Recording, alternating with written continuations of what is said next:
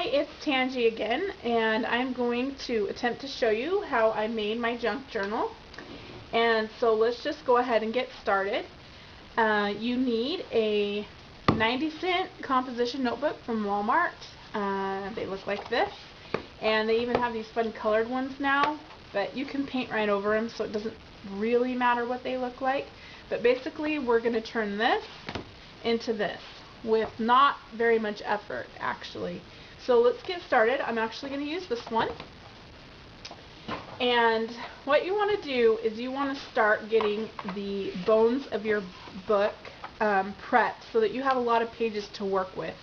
The idea behind a junk journal is that it's ready for you whenever you're ready to journal, whenever you're ready to doodle, whenever you have something to tape in it, something to keep, something that you want to hang on to. Your book is already all ready for you to go, and the pages are prepped for you to save things that are important to you at the time.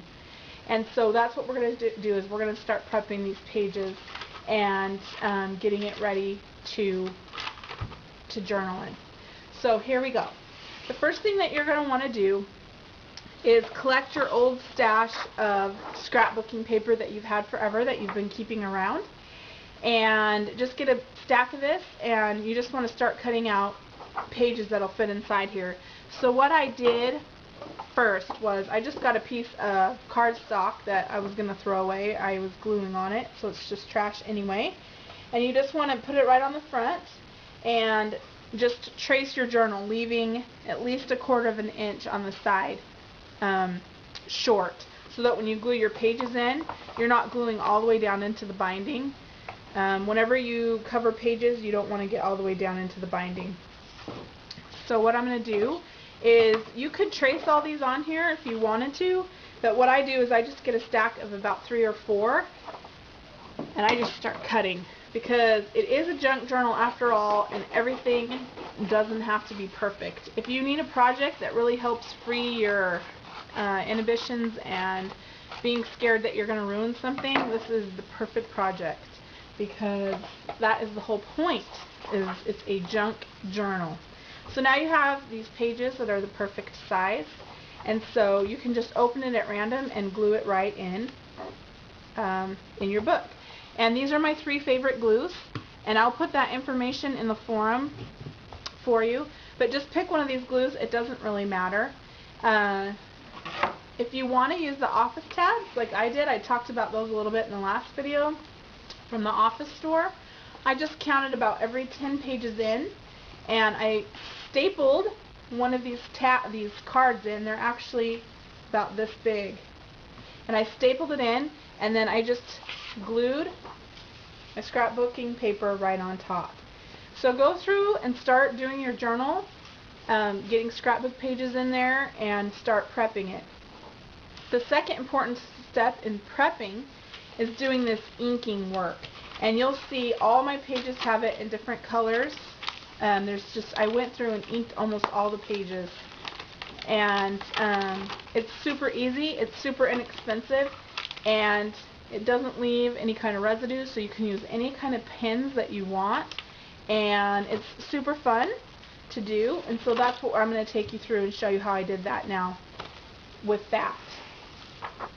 So what you're going to do is take your journal, just open it at random, and just start crunching your pages up. Now, hopefully you'll have already glued in some scrapbook pages in here, so you won't be able to do all of them like this at one time.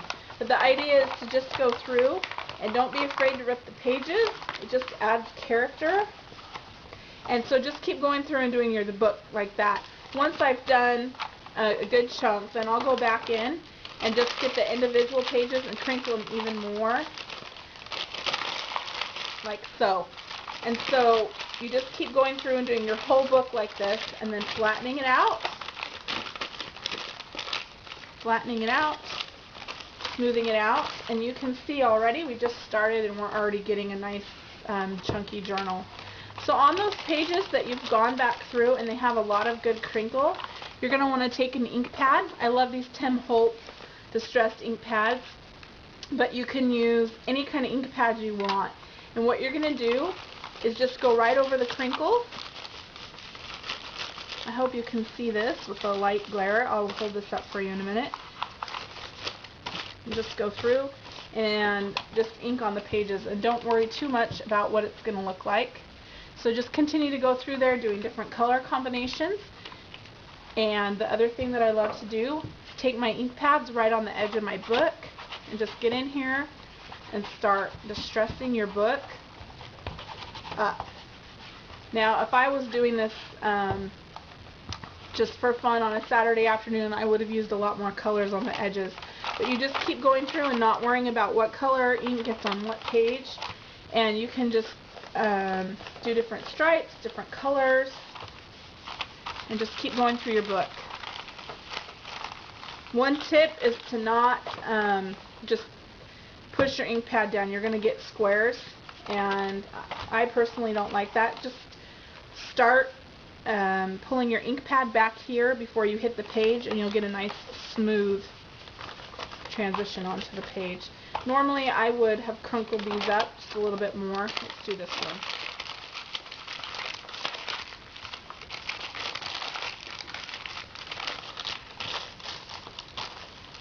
And then you'll get a little bit more ink in there.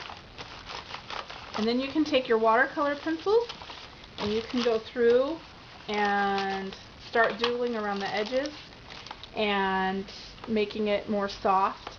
But that's basically how I started this whole book before I started gluing things in, is I inked all the pages, glued my scrapbook paper in, and got a good start that way.